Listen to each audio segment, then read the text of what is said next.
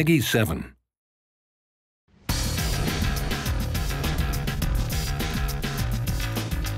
Certain sense of power of pressing a button on your joypad and seeing a plane crash land. It's really cool, the player actually triggering it all themselves. The power plays are these big animation moments with a lot of physics interaction.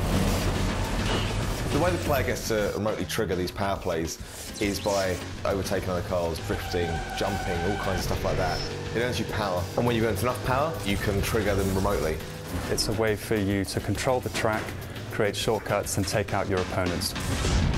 So if the car in front of you has an icon above them, that signifies they're being targeted in a power play zone. And if you press your power play button then, something in the environment will get triggered. Some of them up to 1.8 kilometres in length of animation that we need to do. Synchronised with that, we need all the audio and the VFX and the changes in the post-processing of the game to give that emotional experience. You've got things like, cars that actually have explosives primed underneath them and get blown across the track, gas stations that can blow up, monorail trains that you can derail with explosions, all the way up to bringing down giant structures like control towers.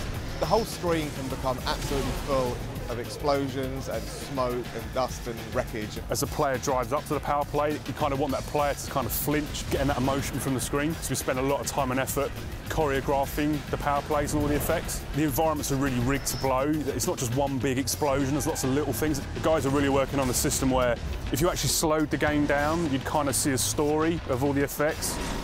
You never know exactly how a lap or a race is going to play out, so sometimes you might not have enough power to trigger some power plays you want in the environment, or sometimes your opponent might trigger it before you get there. So it really does mean that every race and every lap is very different. You can never completely predict what's going to happen when.